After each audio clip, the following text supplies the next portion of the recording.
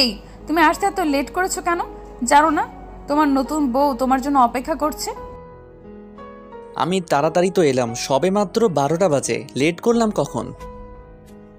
তোমার কাছে 12টা মানে তাড়াতাড়ি? জানো বাসর ঘরে অনেক আগে আসতে হয়। আমাকে অপেক্ষা করতে তোমার ভালো লাগে? রুহির কথা শুনে রাজ খানিকটা অপ্রস্তুত হয়ে যায়। বাসর রাতে কত তাড়াতাড়ি আসতে হয় বা এসে কি করতে হয় সে সম্পর্কে রাজের তেমন কোনো ধারণা নেই। রাজ নিজের বন্ধুদের সাথে আড্ডা দিয়ে বাসর ঘর এসেছে। রাজ রুহির কথা শুনে অপ্রস্তুত হয়েছে, কারণ রাজ জানত মেয়েরা লজ্জাবতী হয়ে থাকে, লজ্জাই তাদের ভূষণ। তবে রুহির কথাগুলোতে তো বেশ ভালোই প্রকাশ পাচ্ছে রুহির মাঝে লজ্জার ছিটে ফোটাও নেই। রাজ একটা ঢোক গিলে নিয়ে রুহির দিকে হাঁ হয়ে তাকিয়ে আছে। রুহির রাজকে এমন হাঁ হয়ে থাকতে দেখে কৌতূহলী কণ্ঠে রাজকে উদ্দেশ্য করে বলে উঠল, এমন হা হয়ে আছো কেন? আমায় বুঝি তোমার পছন্দ হয়নি? আমার সাজ কি ভালো লাগেনি তোমার? এই না না, স্বাস্থ্য ঠিক আছে, তবে নৈতিকতার অভাব আছে মনে হচ্ছে। নৈতিকতার অভাব মানে? আমার মাঝে তুমি অনৈতিক কি দেখেছো? অনৈতিক বলতে আমার কথাটা ভুলভাবে নিও না। তোমার সাথে আমার প্রথম দেখা হবার পর সালাম দিতে হয়, এটা কি ভুলে গিয়েছো? তুমি আমার সাথে মানে কি বুঝতে পারলাম না তো। আর এখানে অনৈতিকতার কি আছে? আসলে আমি বলতে চাইছি, স্বামীকে স্ত্রী সম্মান করে, তাই না? তুমিও তো আমার স্ত্রী, আমায় দেখে সালাম দেওয়ার কি উচিত ছিল না তোমার? ও আচ্ছা, আমি সালাম দেইনি বলে তুমি এই কথাটা বলেছো? মানে আমি তোমায় সালাম দিলে তোমার সেটা ভালো লাগতো? সালাম দেয়াটা তো সুন্নত, আর আমি সুন্নত কাজ আদায় করব না?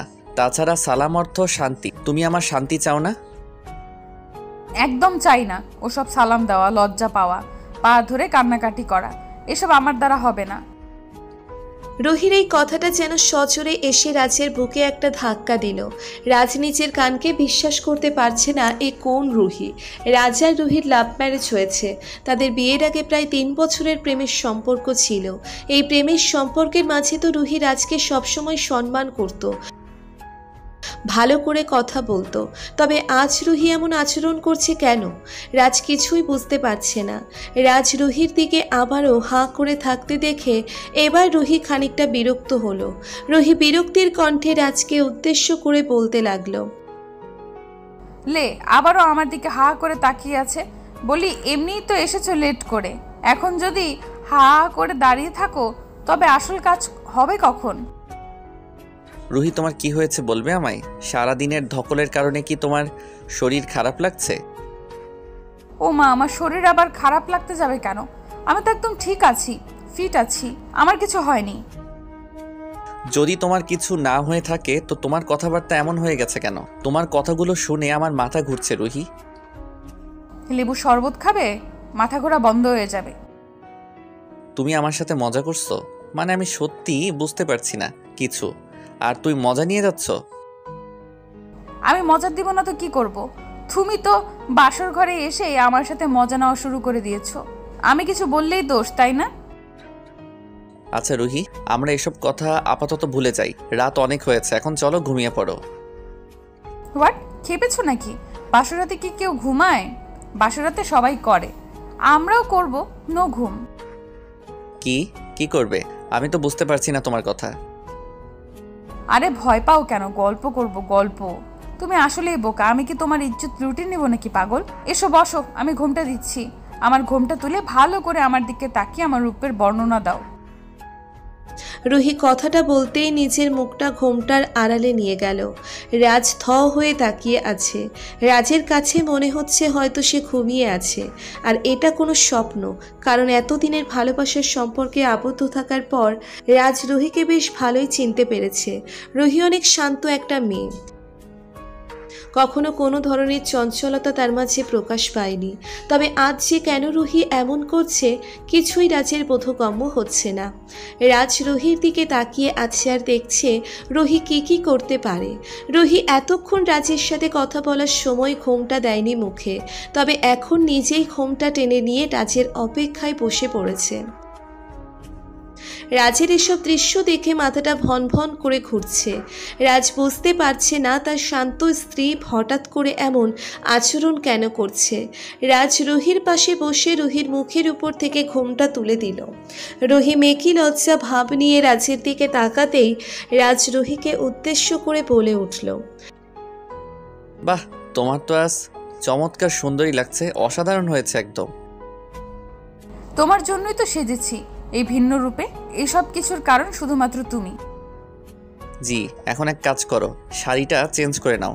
এত ভারী শাড়ি পরে থাকতে তো তোমার মনে হয় কষ্ট হচ্ছে। জি, আমার তো কষ্ট হচ্ছে। তুমি একটু কষ্ট করে শাড়িটা চেঞ্জ করে দাও না। এই কি সব কথা বলছো তুমি? আমি তোমার শাড়ি কি করে চেঞ্জ করব? আমি পারবো না কিছু করতে। তুমি না পারলে কে পারবে শুনি? যেটা বলেছি সেটাই করো, আমার মাথা গরম করিও না। রুহি, আমি শিওর তোমার মাথাটা পুরো গেছে, তা না হলে এমন উল্টাপাল্টা কথা তুমি কি বলতে পারতে? আমার মাথা তো অনেক আগেই গেছে। আর স্বামীর কাছে আমার আবদার থাকবে না তো কার কাছে থাকবে শুনি?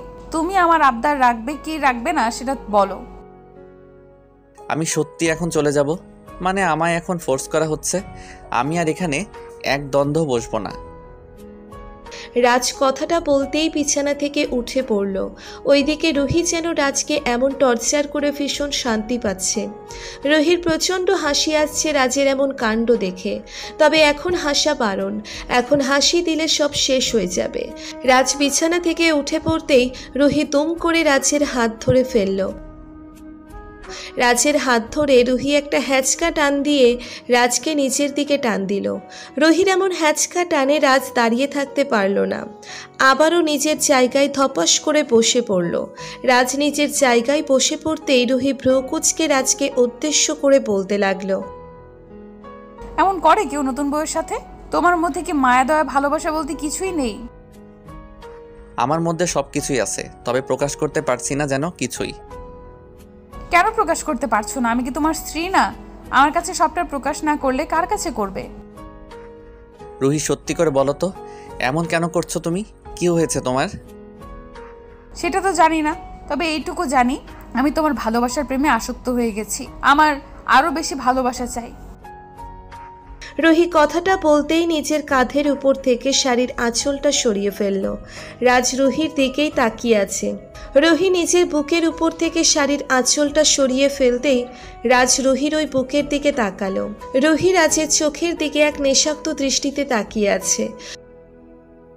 মনে হচ্ছে তার মাথার মন আজ এক বিন্দুতে আছে। রাজ রুহির দিকে কিঞ্চিত এগিয়ে গেল। রুহির দিকে রাজ একটু এগিয়ে আসতেই রুহি নিজের দুহাত দুদিকে দিয়ে রাজকে নিজের বুকে ডাকতে লাগলো। ভালোবাসার প্রিয় মানুষটির এই ডাককে রাজ কোনোভাবেই নজর আন্দাজ করতে পারছে না। রাজ রুহির বুকে চলে আসতেই রুহি রাজকে শক্ত করে জড়িয়ে ধরল। রাজ এই প্রথম নিজের বুকের মাঝে এক অদ্ভুত শান্তি অনুভব করছে। এতদিনের প্রেমের সম্পর্কের মাঝে কখনো রাজ রুহিকে জড়িয়ে ধরেনি। আজ প্রথম রুহিকে জড়িয়ে ধরতেই রাজের মনের মধ্যে শান্তি চলে আসলো। রাজ রুহির ঘাড়ে গলায় চুমু খাচ্ছে। নিজের ভালোবাসায় রুহিকে একটু একটু করে আপন করে নিল রাজ। সকালবেলা রাজ চোখ মেলেই দেখতে পায় রুহি তার বুকে ঘুমিয়ে আছে। একদম ছোট্ট বাচ্চার ন্যায় রুহি গুটিসুটি হয়ে রাজকে জড়িয়ে আছে। রাজ রুহির ঘুমন্ত মুখটার দিকে কিছু সময় একদৃষ্টিতে তাকিয়ে থেকে আলতো করে রুহির কপালে নিজের ঠোঁটজোড়া ছুঁয়ে দিল। রাজ রুহির কপালে তার ঠোঁটজোড়া ছুঁয়ে দিতেই রুহি একটুখানি কেঁপে উঠল।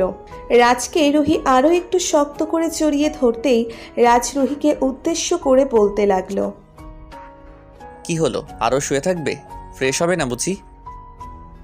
আমার ইচ্ছে করছে না ফ্রেশ হতে যেতে। আমি সারা দিন রাত এই বুকে থেকে শান্তি নিতে চাই। তাই পাগলি আমার, এখন উঠে পড়ো, ফ্রেশ হয়ে নিয়ে নাস্তা করতে যেতে হবে। আরও একটু শুয়ে থাকি না প্লিজ? আর একটু না, উঠো বলছি ফাজিল।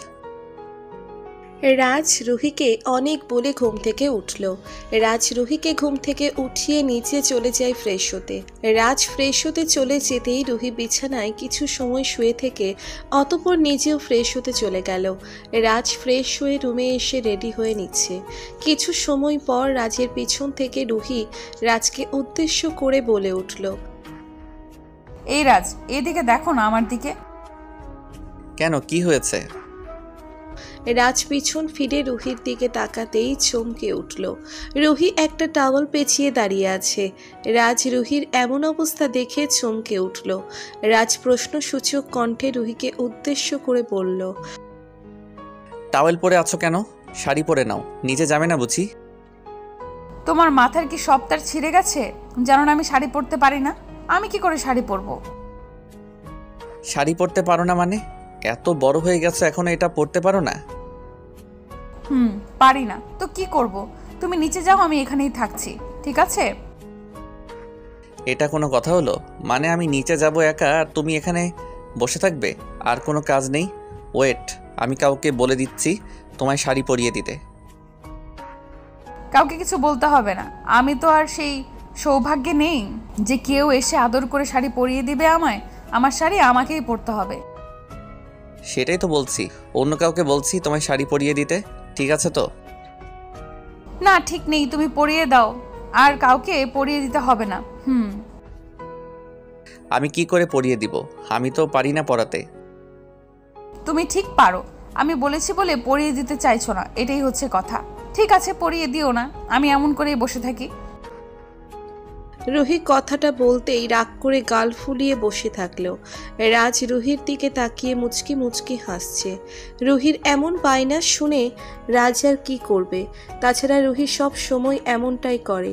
রুহির সব কিছুতেই রাজকে চায়। রাজ টেবিলের উপর থেকে রুহির শাড়িটা নিয়ে রুহির দিকে এগিয়ে এলো। রুহির সামনে এসে রাজ রুহিকে বলল, চলো উঠে দাঁড়াও, আমি পরিয়ে দিচ্ছি। খারাপ হলে পরে আমার দোষ দিতে পারবে না। তুমি পরিয়ে তো দাও আগে, তারপর আমি দেখছি খারাপ হয় নাকি ঠিক হয়। দাঁড়াও। রাজ শাড়িটা ধরে একে একে রুহিকে পরিয়ে দিতে লাগলো। রুহি নিজের শাড়ি পরতে পারে না, তাই রাজের থেকে হেল্প নিচ্ছে। কিন্তু রাজ ভয় পাচ্ছে এটা বিষয় নিয়ে যে রুহির শরীরে যদি রাজের স্পর্শ লেগে যায় তখন তো রুহি অন্য কিছু মনে করবে। রাজ খুব চিন্তায় আছে। তবে নিজেকে শান্ত করে রাজ ভাবলো যা হবে হবে, এখন কাজটা ঠিক করতে হবে। রাজ রুহিকে শাড়ি পরিয়ে দিল। শাড়ির কুচি ঠিক করে দিয়ে রুহির নাভির নিচে গুজে দিতে নিতেই আচমকা রুহির নাভির সাথে রাজের হাতের স্পর্শ লেগে যায়। আচমকা রাজের হাতের স্পর্শ পেতেই রুহির চোখ জোড়া বন্ধ হয়ে যায়। রুহি চোখ বন্ধ করে রাজের চুলের উপর নিজের হাত রেখে রাজের চুল খামচে ধরল। রাজ রুহির এমন কাজ দেখে রুহির দিকে তাকিয়ে প্রশ্নসূচক কণ্ঠে রুহিকে উদ্দেশ্য করে বলল, কি হয়েছে, এমন করছো কেন? জানি না, তুমি আমার নাভিতে স্পর্শ করলে কেন? তো কুচি গুজে দিতে গেলে তো স্পর্শ লাগবেই, তাই না? আমি তো আর ইচ্ছে করে কিছু করিনি। তাই নাকি? আমি তোমায় হাড়ে হাড়ে চিনি, তুমি ইচ্ছে করে এমন করেছো। তাই নাকি? আচ্ছা, তাহলে নিজেই পরে নিতে, আমি তাহলে আর কিছুই করতাম না। নিজে পড়তে পারলে কি আর তোমায় বলতাম নাকি? পারি না দেখেই বলেছি। এখন এই না আবার কুচি খুলে দিলাম, এখন ঠিক করে আবার গুজে দাও। রুহি কথাটা বলতেই নিজের শাড়ির কুচি খুলে ফেলল। রুহির শাড়ির কুচি খুলে ফেলতেই রাজ রুহির দিকে একটু কৌতূহলে তাকালো। মেয়েটা আসলে কি করতে চাইছে কিছু যেন রাজ বুঝতে পারছে না। রুহি কুচি খুলে দিতেই রাজ আবারও কুচি ঠিক করতে লাগলো। এবার রাজ কুচি ঠিক করতে করতে আচমকা রাজের চোখ পড়ল রুহির নাভির দিকে। নিজের অজান্তেই রাজ এক দৃষ্টিতে রুহির পেটের নাভির দিকে তাকিয়ে আছে। নিজের মনের মধ্যে একটা অদ্ভুত অনুভূতি কাজ করে উঠল তার। রাজ রুহির কুচি ঠিক করায় মনোযোগ না দিয়ে রুহির নাভির দিকে তাকিয়ে সেই দিকে মনোযোগ দিচ্ছে রুহি। রাজের এমন চাহনি দেখছে মুচকি হেসে রাজকে বলে, এমন করে কি দেখছো? আমার লজ্জা লাগছে, তাড়াতাড়ি করো। করছি গো। রাজ কথাটা শেষ করতেই রুহির কোমর জড়িয়ে ধরে রুহির নাভিতে নিজের ঠোঁট জোড়ায় স্পর্শ করিয়ে একটা গভীর চুমু খেলো। রাজের ঠোঁটের স্পর্শে রুহির সারা শরীর কেঁপে উঠল। রুহি চোখ বন্ধ করে রাজের চুলগুলো চেপে ধরে রাজের মাথাটা নিজের নাভির সাথে চেপে ধরল। রাজ পরম আবেশে রুহির নাভিতে আদর করে দিল। সত্যি স্বামী স্ত্রীর ভালোবাসার মতো পবিত্র ভালোবাসা আর কিছু হতে পারে না। রাজ রুহিকে আদর করে দিয়ে শাড়িটা পরিয়ে দিল রুহিকে। অতঃপর আর কি, রুহিকে নিয়ে নিচে চলে গেল রাজ। পরিবর্তন একটা সময় সবার মধ্যে আসে। রুহি যেমন আজ আর আগের মতো নেই, রুহির সব কিছুতেই পরিবর্তন হয়েছে, ঠিক তেমন করে সকলেরও সবকিছু একটা সময় পর পরিবর্তন হয়। ভালোবাসা এমন কটা জিনিস যেটাকে পরিবর্তন করা যায় না। ভালোবাসা সব সময় এক থাকে। বেঁচে থাকুক ভালোবাসা। রাজ রুহির জন্য দোয়া করবেন, তারা যেন সব সময় ভালো থাকে আর ভালোবাসায় থাকতে পারে। আমাদের ভিডিওটি কেমন লেগেছে তা কমেন্ট করে জানাতে ভুলবেন না। আর ভিডিওটি যদি ভালো লেগে থাকে তাহলে একটি লাইক করুন আর সাবস্ক্রাইব করে আমাদের পাশেই থাকুন। ধন্যবাদ সবাইকে আমাদের পাশে থাকার জন্য। আল্লাহ হাফেজ।